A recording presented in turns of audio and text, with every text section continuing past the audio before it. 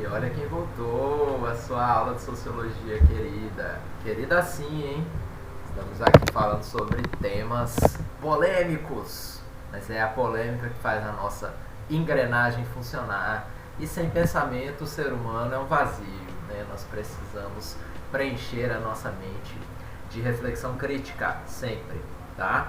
Então, a partir de agora, vamos ativar o modo crítico, tentar deixar um pouco de lado, né, as emoções que vêm de dentro, fulminando assim, querendo explodir, porque aí quando a gente puder debater, a gente tem mais argumentos. Olha que beleza.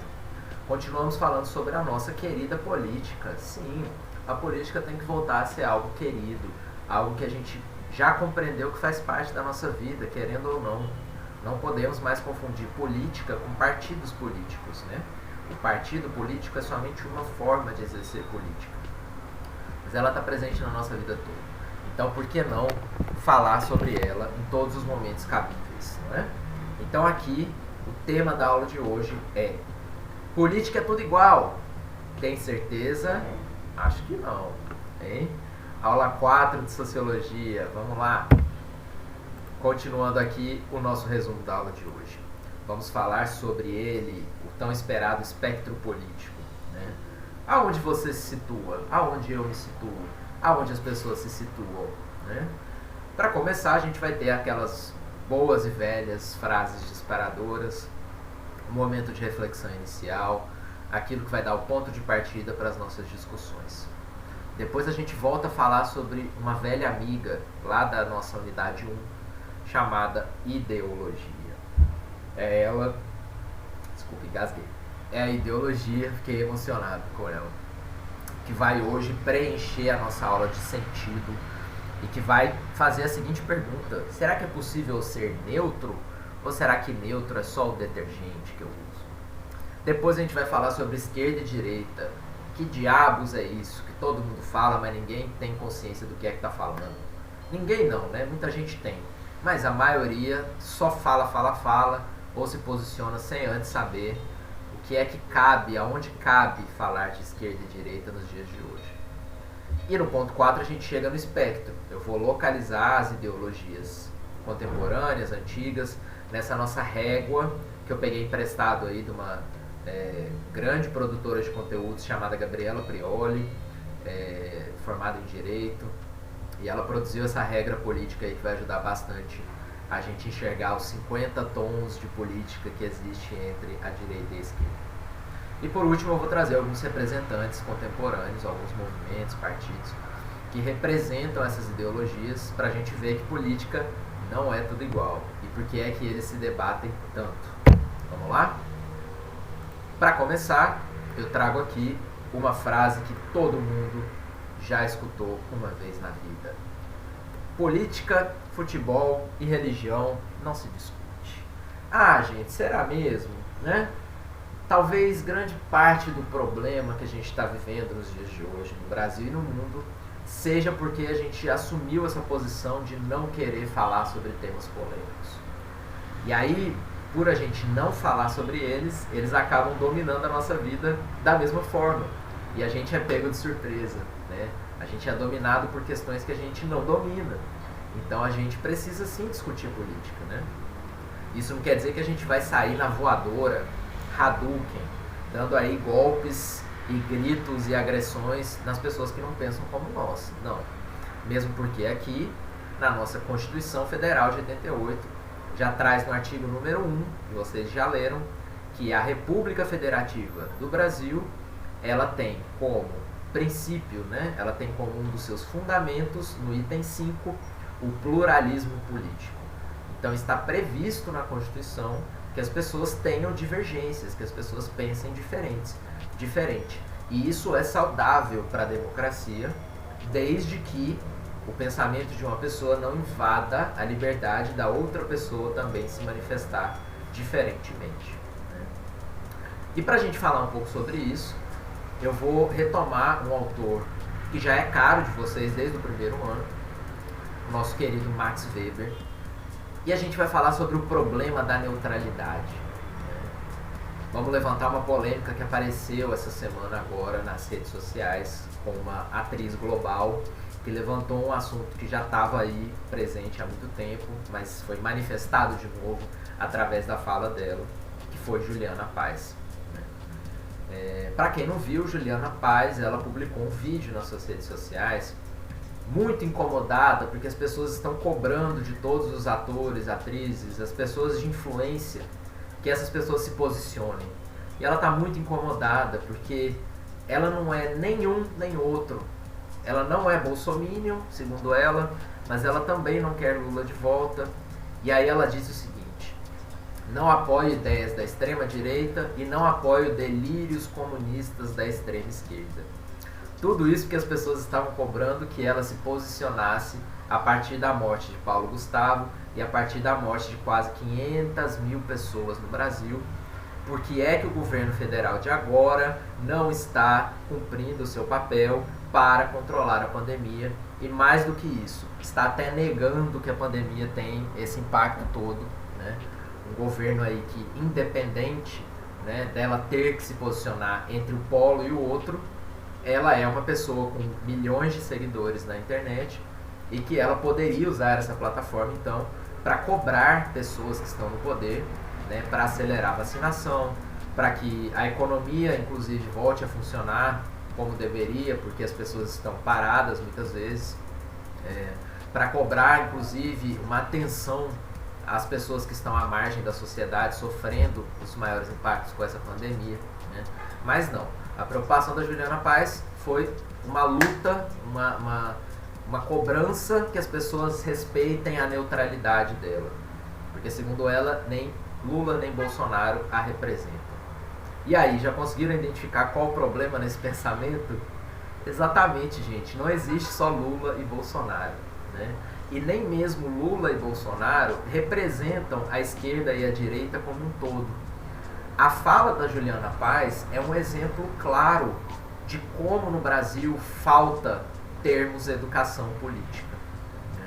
Como no Brasil esse pensamento de política não se discute resulta nesse pensamento dela de que ela tem que estar num polo ou no outro, que não existe possibilidade no meio, né? Então, assim, ao invés dela levantar a bola de algum outro político que ainda é menor, né, propagar suas ideias que representam o que ela pensa, propor uma terceira via, propor um caminho alternativo, não. Ela está preocupada em falar de delírios comunistas, como se, né, esse delírio tivesse na cabeça dela mesma, porque, como a gente vai ver daqui a pouco, Lula nem mesmo comunista é mais, né? Então, assim, se ele foi lá na juventude dele, no mandato dele, a partir de 2002, ele já não é um governante comunista na sua ideologia. E a gente vai ver isso mais pra frente, tá bom? Então aqui, professor, ela tem direito de falar o que ela quiser. Sim, ela tem. Mas é o nosso papel na sociologia também criticar uma pessoa que tem uma influência tão grande como a dela, bater tanto nessa tecla, né, da neutralidade. Ela querer tanto ser neutra, e aí, como o Weber vai lembrar a gente, o neutro é aquele que já se decidiu pelo mais forte, né? Então, essa é uma frase muito potente e que faz a gente pensar. A pessoa que decide ficar em cima do muro, que decide não criticar um governo que está alheio às demandas da pandemia, que decide não pontuar, né, o que poderia ser feito melhor ou propor uma alternativa, na verdade, ao fazer isso, né, essa pessoa está contribuindo para que esse governo continue os seus erros, né? Que esse governo continue propagando essa política que tem matado tantas pessoas, né? Porque com certeza o governo não criou o vírus, mas ao não propor políticas que controlem o vírus, ele também está contribuindo para que esse vírus se alastre, né? Ao recusar a compra de vacinas e fazer tantas outras coisas que a gente tem acompanhado nos noticiários. Então vamos lembrar sempre dessa frase do Weber, quando a gente quer ser neutro, né? Na verdade, o neutro, você já está assumindo o lado da pessoa que está no poder, tá bom? Lógico, podemos debater isso melhor na aula do MIT. Mas eu queria deixar aí uma pontinha de polêmica para a gente começar, tá bom? Bom, aí a gente recapitulando, né, vai voltar aqui nos assuntos das primeiras aulas da unidade 2, onde a gente falou então um pouco sobre essa relação de liberdade e controle. O que é então uma democracia e como ela está no polo oposto do absolutismo. Absolutismo, quando a gente viu lá no Thomas Hobbes, é um regime de governo que se pretende total, que tem controle sobre toda a sociedade. Né? E a democracia é um regime onde as pessoas podem ter maior participação, ter maior transparência e poder participar mais nas decisões que esse governo ou que essa sociedade vai tomar. Tá? Existem várias formas de democracia, como existem várias formas de absolutismo. Mas todas elas estão negociando o nível de participação que eu tenho com o nível de controle que é exercido sobre mim. E lembrando lá no contrato social que na sociedade a gente, de antemão, de início, já abre mão de parte da nossa liberdade individual para poder garantir outras liberdades que são coletivas. Né? Porque se a gente não estiver disposto a abrir mão de parte da nossa liberdade individual, a gente não vive em sociedade. Porque aí a gente não cumpre as leis, a gente não pode ser cobrado de nada e a gente também não pode cobrar ninguém de nada também. E talvez, como a gente viu na aula do contrato, a gente entraria num caos perpétuo. Né? Mas entrando no assunto de hoje, e a tal da ideologia? Quem é que tem? Ah, aquele grupo tem uma ideologia tal. Ah, você tem uma ideologia muito ruim. Mas será que todo mundo não tem uma ideologia? Olha aí o cara da Matrix. E se eu te dissesse que todo mundo tem ideologia? Aí abriu a cabeça, né? Aí a mente expandiu. Porque, gente, ideologia nada mais é do que os conjuntos de ideias, de valores que movem a sua vida. Né? Ninguém é desprovido de ideologia. Porque ninguém é neutro. Todo mundo já tem na sua cabeça um conjunto de valores que orienta a sua ação. Pode ser uma ideologia cristã, religiosa, pode ser uma ideologia do mercado, liberal, econômica, capital, pode ser uma ideologia coletivista, socialista, uma ideologia horizontal, pode ser uma ideologia feminista, uma ideologia anarquista, uma ideologia vegana, uma ideologia do pacifismo, uma ideologia nazista, uma ideologia midiática, enfim, todo mundo está orientado por algum tipo de valor, assim como eu coloquei aqui em cima, essas pessoinhas aí com as ideias na cabeça. Né? Qual é boa, qual é ruim? Depende do lugar que eu estou falando. Né? Depende de como essa ideologia influencia na ideologia de outras pessoas. Né? Porque, por exemplo, se eu sou contra as guerras, obviamente eu vou ser contra a ideologia de uma pessoa, de um governo que está investindo dinheiro na matança de outras pessoas através de guerras. Né? Então são ideologias conflitantes. A gente não pode acreditar na ideia que todo mundo pode ter um posicionamento e todo mundo vai conviver pacificamente assim. Não. As pessoas têm o direito de ter seu pensamento, mas a gente tem que sempre lembrar que o pensamento de um influencia na vida dos outros. Né?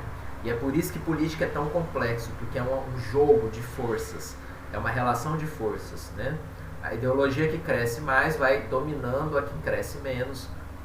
E aí a gente vai tendo esse movimento da história, né? Conforme as forças vão avançando, regredindo, a gente tem essa transformação. Um exemplo claro disso é, aqui do lado, os slogans, né? As propagandas dos governos no Brasil através das décadas. Então, isso mostra muito da ideia que esse governo quer passar do que é a nação brasileira e do que é o povo brasileiro. Por exemplo, o primeiro aí, Brasil, ame-o ou deixe-o. Esse é um slogan da ditadura militar. Então, se a gente for analisar criticamente, basicamente eles estão falando, quem for a favor do regime militar, fica aqui, tá de boa, a gente tá junto. Quem for contra, tá livre para ir embora. Vai ser exilado, vai ser torturado, não cabe no Brasil. Então, isso é um jeito de apagar as diferenças, né? A gente não pode ter ninguém que pense diferente, porque se pensar diferente, esse governo não te representa. Né? Depois, por exemplo, num governo democrático, a gente já teve no regime mais recente da democracia, a partir de 2002, esse segundo slogan no governo Lula. Né? Já muda até as cores, né? Ao invés só do verde, amarelo, azul, tem várias cores aí representando a diversidade cultural, racial. E é um governo que se propunha democrático, um país de todos, né? No sentido, inclusive, de tentar trazer as pessoas de volta para a democracia, para participar dos ministérios, né? Pessoas mais variadas controlando os ministérios, mais pessoas tendo acesso às escolas, a participação da vida pública, enfim. E aí podemos fazer críticas também ao governo Lula, mas o slogan já tinha essa aparência de tentar trazer as pessoas de volta para o debate. Depois, no governo Dilma, a gente teve o slogan país rico é país sem pobreza. Parece aí uma coisa óbvia, né? Mas o governo tinha intenção justamente de continuar quando Lula retirou o Brasil do mapa da pobreza, né? Ele conseguiu eliminar a pobreza extrema do país, e Dilma queria dar continuidade a esse mandato, a esse legado, e portanto ela fala que para o país ser rico, não basta a gente só enriquecer os empresários, a gente tem que extinguir a pobreza dos mais pobres e tem que elevar essas pessoas a uma condição mais elevada de vida, né? Depois a gente vai ver também que ela não consegue cumprir com tudo isso, e que o governo, né, do PT ele é muito bom para as camadas mais pobres, ele consegue retirar várias pessoas da condição de miséria, elevar seu status social, mas ele também foi muito bom para os grandes empresários, ele foi muito bom para os bancos nacionais, ele foi muito bom para enriquecer pessoas que já tinham, né, a dominação do capital no país. Então por isso que é tão absurdo falar que o governo do PT é comunista, né? Porque é um governo que foi extremamente bom para o capital nacional. E a gente vai enquadrar o PT daqui a pouco lá na régua política. Desculpa. E aí agora a gente vem com esse slogan atual do governo Bolsonaro: Brasil acima de tudo, Deus acima de todos, né? Que foi na verdade a frase de campanha deles. Agora até mudou, né, no slogan nacional, mas eu não lembro qual é o de hoje. Brasil, Pátria Amada Brasil agora, né?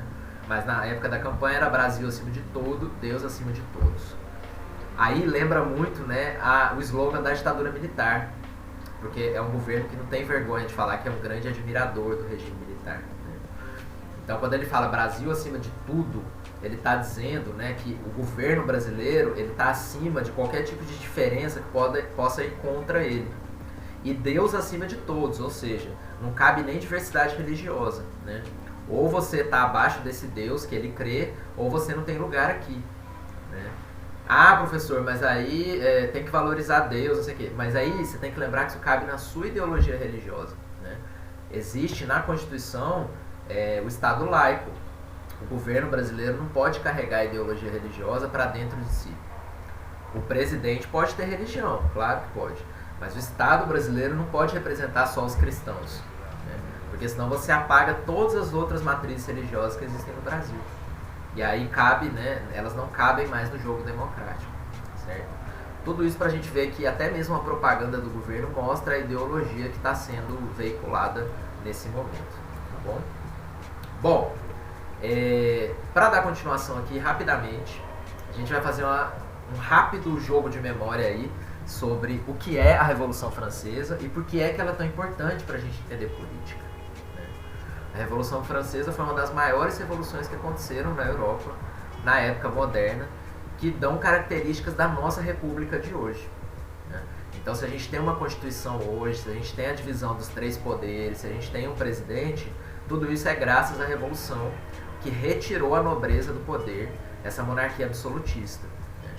Então, lá no final do século XVIII, 1789, na França, o povo pegou em armas e foi lá e fez acontecer e retirou a família real do poder, né? Só que, antes disso tudo acontecer, já existia na França o que a gente chamava de Assembleia dos Estados Gerais, que era uma forma assim do rei perpetuar seu poder através dessa assembleia que reunia os 3 principais representantes da nação francesa. Então o primeiro estado era o clero, né, os representantes da igreja.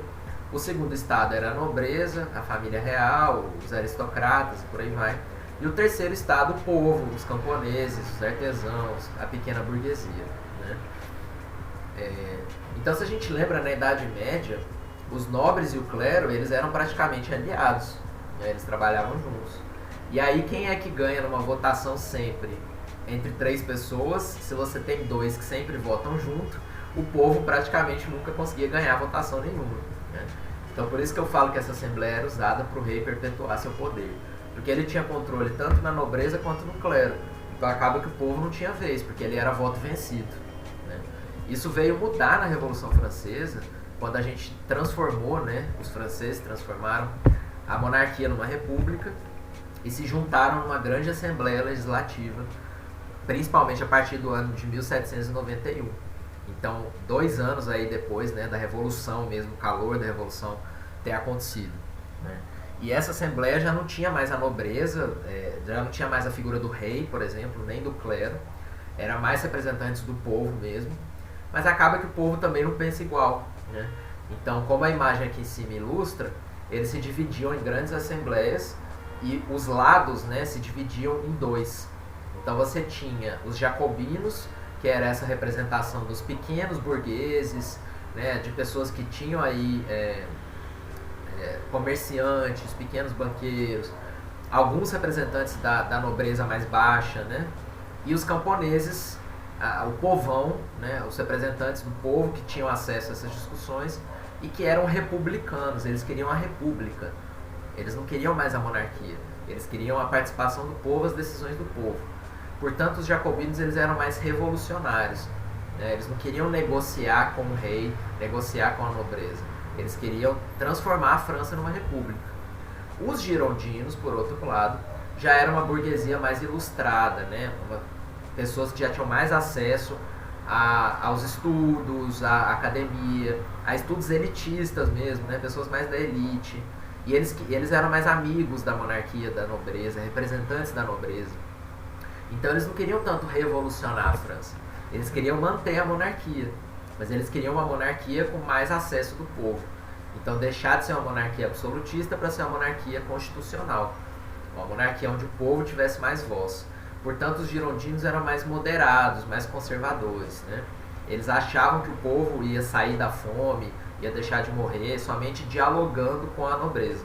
Os jacobinos já estavam cansados de ser oprimido, de ser roubado pela nobreza e queriam revolucionar, queriam acabar com a nobreza e queriam criar uma república onde todo mundo partisse do mesmo ponto, né?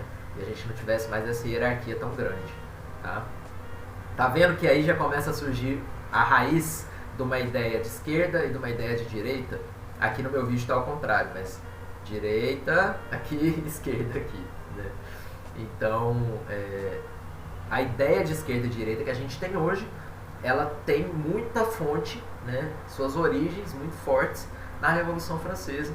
E vocês vão ver também daqui a pouco que a própria ideia de esquerda e direita ela se transforma com a história. Mas nessa época, esquerda queria dizer as pessoas que estavam à esquerda da Assembleia e que estavam representando o povo e a Revolução. E a direita, né, uma representação mais da nobreza, da aristocracia, e pessoas que eram mais moderadas, mais conservadoras e que queriam perpetuar aquele poder só com mais, né, abertura para as demandas do povo. Então, assim, esses dois trabalhavam juntos, mas também se bicavam, né? Todos com o mesmo objetivo, que era acabar com o absolutismo. Mas vamos ver no que é que vai dar essa história, como é que isso chega em 2021, na explosão política que a gente tem hoje, na parte 2. Então fica ligado e daqui a pouco eu volto com a parte 2. Até!